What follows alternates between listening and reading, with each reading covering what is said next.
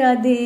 कैसे हैं आप सब लोग? मुझे उम्मीद है आप सब लोग बहुत अच्छे होंगे। राधे कृष्णा जी की कृपा आप सभी पर खूब भर भर के बरस रही होगी और आप सभी लोग अपनी अपनी लाइफ में बहुत अच्छे से खुश होंगे और इंजॉय कर रहे होंगे। वीडियो को लास्ट तक ज़रूर देखिएगा, वीडियो को लाइक शेयर एंड सब्सक्राइब ज़रूर से कीजिएगा और हम इसी के साथ आगे बढ़ते हैं। Stay connected and let's continue. प्रेम से बोलिए आप सभी मेरे साथ सबसे पहले राधे राधे। चलिए आगे बढ़ते हैं। हे श्रेष्ठ पुरुष अर्जुन, जो पुरुष सुख तथा दुख में विचलित नहीं होता और इन दोनों में संभाव रखता है वह निश्चित रूप से मुक्ति के योग्य है। मैं पहले भी बताती हूँ, जो हमेशा संभाव में रहते हैं, जिन्हें ना ही सुख से फर्क पड़ता है ना ही दुख से फर्क पड़ता है, जो हमेशा हर कंडीशन में एक ही भाव में रहते हैं यानी संभाव रहते हैं, वह मुक्ति के योग्य है, वह निश्चित रूप से मुक्ति के योग्य है। जो व्यक्ति आत्म साक्षात्कार की उच्च अवस्था प्राप्त करने के लिए दृढ़ प्रतिज्ञ है और सुख तथा दुख के प्रहारों को संभाव से सह सकता है, वह निश्चय ही मुक्ति के योग्य है। वर्णाश्रम धर्म में चौथी अवस्था अर्थात संन्यास आश्रम कष्ट साध्य अवस्था है, किंतु जो अपने जीवन को सचमुच पूर्ण बनाना चाहता है वह समस्त कठिनाइयों के होते हुए भी संन्यास आश्रम अवश्य ग्रहण करता है। ये कठिनाइयाँ, देखिए कठिनाइयाँ तो आती हैं, जब अगर ईश्वर की भक्ति में कोई पूर्ण रूप से निकल जाए तो कठिनाइयाँ बहुत आती हैं।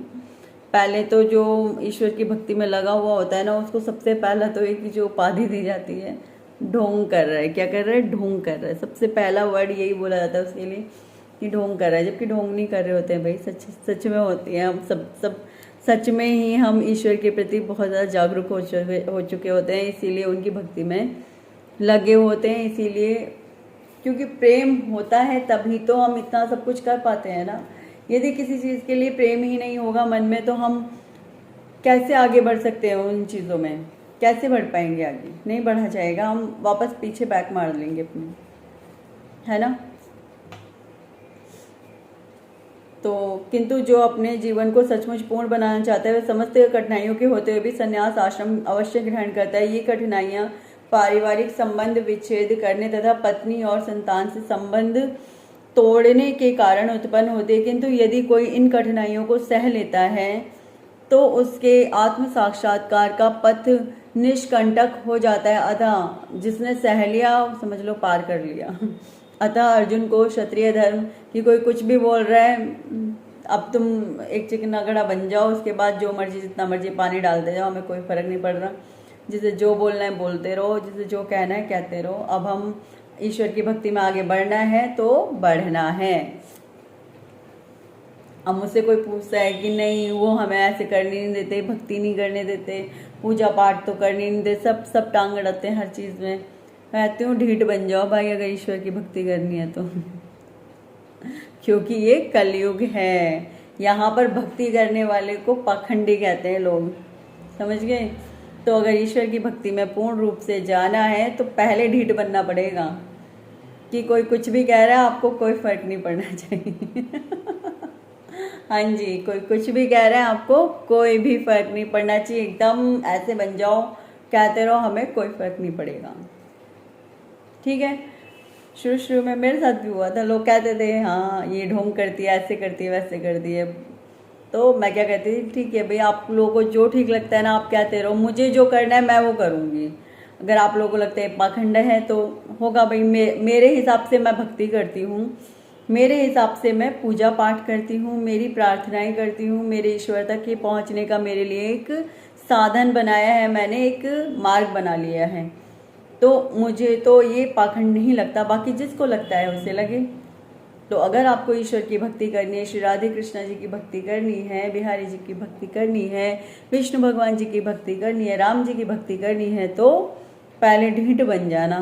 इतने बड़े ढीठ कि कोई कुछ कर ले, कुछ नहीं हो सकता, यहाँ कोई कुछ नहीं बिगाड़ सकता आपका। ठीक है, तो इतने बड़े ढीठ बनना पड़ेगा पहले। ठीक है, तभी आप आ सकते हो पूरे रूप से, क्योंकि हर तरीके से क्रिटिसाइज किया जाता है। अब कुछ नहीं तो जब देखो माला ही जपती रहती है, तेरे माला जपने का कोई टाइम ही निश्चित नहीं है, पूरा दिन तेरे से माला ही जपवा लो, क्या पूरे दिन मुँह जलाती रहती है, माला जपती रहती है। बहुत सारी बातें होती हैं जो लोग आपको क्रिटिसाइज करते हैं हर बात में। ऐसा नहीं है मैं किसी को सुनाने के लिए बोल रही हूँ, नहीं, ये एक्चुअली मैं बहुत सारी भक्तों की प्रॉब्लम यहाँ पर डिस्कस कर रही हूँ। वाकई में जो भक्तों को ये प्रॉब्लम फेस करनी पड़ती है, मैं उसी प्रॉब्लम के बारे में यहाँ पे बात कर रही हूँ। लोग जब भक्ति करने निकलते हैं तो सबसे पहले प्रॉब्लम उनका परिवार ही बनता है उस भक्ति के बीच में। देखिए, मैं किसी को भी यहाँ पर ना ऐसे नहीं कि मैं किसी को भी पॉइंट करके बोल रही हूँ, यहाँ पर नहीं, मैं वाकई में उन भक्तों की प्रॉब्लम के लिए बोल रही हूँ जो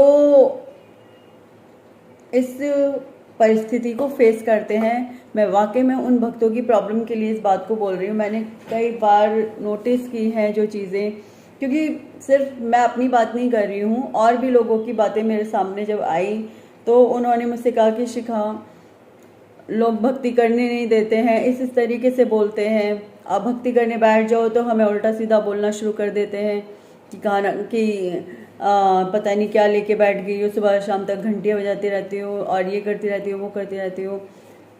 तो मैं उनसे क्वेश्चंस पूछती हूँ कि आप अपने परिवार की जिम्मेदारियाँ पूरे तरीके से ले पा रहे हो या नहीं, कि हाँ हम अपने घर का सारा काम करके तब बैठते हैं। तो मैंने कहा फिर तो किसी को कोई आपत्ति नहीं होनी चाहिए। अगर आप इतना सब कुछ करके बैठते हो तो किसी को कोई आपत्ति होनी ही नहीं चाहिए। यदि उसके बाद भी आपत्ति है तो आप ढीठ बन जाओ। उसके बाद भी यदि किसी को आपत्ति होती है तो आप ढीठ बन जाइए, बस यही एक उपाय रह जाता है इसके बाद। क्योंकि यदि आप ढीठ नहीं बनोगे तो 100% श्योर हूँ मैं इस बात के लिए कि लोग आपको भक्ति छोड़ने पर मजबूर कर देंगे।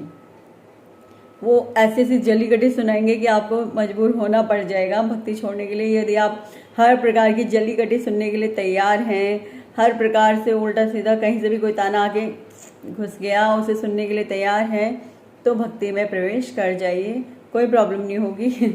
मैं गारंटी से कह सकती हूँ, क्योंकि मैंने भी एक समय पे यही अपना लिया था। कोई कुछ भी कहे कान बंद, मतलब मैंने अपनी इंद्रियों को सबसे पहले इसी काम में जुटाया कि शिखा, ये इंद्रियां यहाँ पर तेरा देखो कितना साथ देंगी। लोग कुछ भी कह रहे हैं, तू क्या उन चीज़ों को उन चीज़ों पे अपनी पकड़ जमा पाएगी। जैसे तेरी जो इंद्रियां, मतलब मेरी जो इंद्रियां हैं, उन इंद्रियों को मैं कैसे कंट्रोल करूंगी जब ये लोग सब मेरी भक्ति के लिए मुझे उल्टा सीधा बोलेंगे। तो मैं क्या करती हूँ, मैं सबको भक्ति में लगाने की अपनी तरह कोशिश करती हूँ। क्या करती हूँ मैं कि भैया तुम भी भक्ति में लगो, फिर मुझे कोई रोकने टोकने वाला ही नहीं बचेगा। हाँ जी, तो आप भी यही करिए। अगर आपके आसपास जो लोग हैं वो आपको टोका टाकी करते हैं, कोशिश करते रहिए, वो भी आ जाएंगे धीरे धीरे भक्ति में, टेंशन ना लीजिए। मैं अपनी कोशिश से इसलिए जारी रखती हूँ, मुझे पता है मैं अपनी कोशिश से करती रहूँगी और आ ही जाएंगे लोग भक्ति में धीरे धीरे। तो आप भी यही कीजिए। जो आपको रोक टोक करते हैं तो पहले तो सुनिए मत उनकी, कोशिश कीजिए कि आपके आसपास वालों को भी आप माला पकड़ा दें, ठीक है। फिर वो भी माला जाप करें आप ही की तरह, फिर कोई नहीं टोकेगा आपको, फिर आपके साथ वो भी आपका साथ देंगे। फिर केवल आप ही नहीं होगे वहाँ भक्ति करने वाले, पूरा ग्रुप बन जाएगा, ठीक है। चलिए आगे बढ़ते हैं। आत्म साक्षात्कार, थोड़ा पीछे से पढ़ती हूँ फिर से। किंतु यदि कोई इन कठिनाइयों को सह लेता है, कोई इन कठिनाइयों को सह जाता है भक्ति में आई हुई, तो सबसे पहले क्या होता है, परिवार ही ताने देना शुरू करता है। ये कठिनाइयाँ पारिवारिक संबंध विच्छेद करने तथा पत्नी और संतान से संबंध तोड़ने के कारण उत्पन्न होती है। देखिए पहले तो लोग, लेकिन होता क्या था, पहले ना लोग बहुत ज़्यादा लंबी उम्र होने के बाद ये सारी चीज़ें शुरू करते थे, तो फिर भी एक बार को दिक्कत आती थी थोड़ी सी। आजकल अब उम्र ही नहीं बची है ज़्यादा लोगों की, पहली बात तो वो थोड़ी, मतलब जैसे अब मैंने बहुत छोटी उम्र में भगवान जी ने कृपा की और इन्होंने मुझे अपनी भक्ति दी वापस से, तो थोड़ा सा जल्दी शुरू कर ली। भाई इनकी कृपा हो गई थोड़ी सी मुझ पे भी, तो मैंने जल्दी शुरू कर ली। इसी प्रकार से जल्दी अगर आप शुरू करते हैं भक्ति करना, ईश्वर को प्राप्त करने की इच्छा रखते हैं जल्द से जल्द, तो आप अपनी जिम्मेदारियों को पूरा करते हुए इन कामों को कीजिए। मैं सलाह ये ही दूंगी कि छोड़ के कहीं नहीं जाना है किसी को भी, अपनी जिम्मेदारियों को पूरा कीजिए और उसी बीच में रह करके सारे कार्यों को पूर्ण कीजिए। हाँ जी, किंतु यदि कोई इन कठिनाइयों को सह लेता है तो उसके आत्म साक्षात्कार का पथ निष्कंटक हो जाता है। अतः अर्जुन को क्षत्रिय धर्म निर्वाह में दृढ़ रहने के लिए कहा जा रहा है। भले ही स्वजनों या अन्य प्रिय व्यक्तियों के साथ युद्ध करना कितना ही दुष्कर क्यों ना हो, भगवान चैतन्य ने 24 वर्ष की अवस्था में ही संन्यास ग्रहण कर लिया था। यद्यपि उन पर आश्रित उनकी तरुण पत्नी तथा वृद्धा माँ की देखभाल करने वाला अन्य कोई न था, तो भी उच्च आदर्श के लिए उन्होंने संन्यास ग्रहण किया और अपने कर्तव्य पालन में स्थिर बने रहे। भगवान चैतन्य कोई और नहीं, स्वयं श्री विष्णु भगवान जी ही हैं। ठीक है, वो उनका ही एक अवतार है। तो ऑफ कोर्स जब संसार को मार्गदर्शन देना होता है तो भगवान हर परिस्थिति को झेल करके जाते हैं। वो दिखाते हैं कि सिर्फ तुम ही नहीं यहाँ ये सब झेलोगे, मैं भी झेल के तुम्हें दिखाऊंगा, तब देखो तुम्हें करना ही पड़ेगा। और देखिए, वो एक बिल्कुल नॉर्मल इंसान के रूप में भी आकर के, वो अपनी किसी शक्ति का उपयोग नहीं करते यहाँ पे आके, वो बिल्कुल एक नॉर्मल इंसान के रूप में आकर के उन कार्यों को पूर्ण करते हैं। हाँ जी, उनके पास उस वक्त उनकी कोई शक्ति नहीं होती है, वो अपनी सारी शक्तियाँ एक साइड रख देते हैं बिल्कुल, और फिर बिना शक्तियों के वो उन चीज़ों को कंप्लीट करके दिखाते हैं जिन चीज़ों के लिए वो लोगों को करने के लिए बोलते हैं। ठीक है, तो भी उच्च आदर्श के लिए उन्होंने संन्यास ग्रहण किया। किसके लिए किया? उच्च आदर्श, कि अगर मैं ये कार्य करूँगा तो फिर मेरे साथ साथ अन्य लोग भी करेंगे। जो ये गौड़ीय संप्रदाय है ये भगवान चैतन्य से ही हैं। हरे कृष्णा कृष्ण कृष्ण हरे हरे, हरे राम राम राम हरे हरे, ये उन्हीं के उसका मंत्र है गौड़ीय मठ का।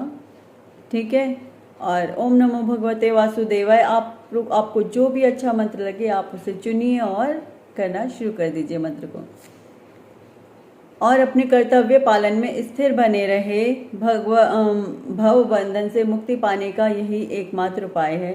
नहीं, मैं ये किसी से नहीं कह रही हूँ कि आप संन्यास ग्रहण कीजिए, मैं किसी से नहीं कह रही हूँ, बल्कि मैं यही कहूँगी कि अपनी अपनी जिम्मेदारियों को पकड़िए और उन जिम्मेदारियों को पूर्ण करते हुए अब भगवान की भक्ति में रत हो जाइए। चाहे वो आपका बाहर कोई बिजनेस हो, चाहे कोई आपकी बाहर जॉब हो, चाहे आपके घर के काम हो, चाहे स्कूल में पढ़ाना हो, चाहे डॉक्टर का काम हो, चाहे वकील का काम हो, चाहे इंजीनियर का काम हो, चाहे घर में आप बिल्कुल हाउस वाइफ हैं, चाहे घर काम कर रहे हो, चाहे कुछ भी क्यों नहीं कर रहे हो, आप कुछ भी क्यों नहीं हो, मैं सबके लिए कह रही हूँ, सबके लिए, all to Z, A to Z, मैं सबके लिए बोल रही हूँ कि आप चाहे कुछ भी क्यों नहीं हो, लेकिन भगवान की भक्ति, अपने कार्यों को कीजिए, लेकिन उन्हें अपने ईश्वर, अपने श्री कृष्ण भगवान श्री बिहारी जी को समर्पित कीजिए। उन्हें समर्पित करते हुए उन कार्यों को और उनके फलों को और खुद को भी सरेंडर कर दीजिए, और उसके बाद उनकी भक्ति को अपनाते हुए अपने सभी कार्यों को पूर्ण कीजिए। बहुत ही इजी होगा उसके बाद। और ईश्वर यदि हमें कोई फल देंगे ना उसके बाद, तो ऑफ कोर्स वो हमारे लिए दी बेस्ट होगा। उससे अच्छा फल हमारे लिए हम खुद भी नहीं चुन सकते। ठीक है, तो इसी के साथ प्रेम से बोलिए मेरे साथ राधे राधे। प्रेम से बोलिए आप सभी मेरे साथ राधे राधे। हरे कृष्णा, राधे राधे, राधे कृष्णा।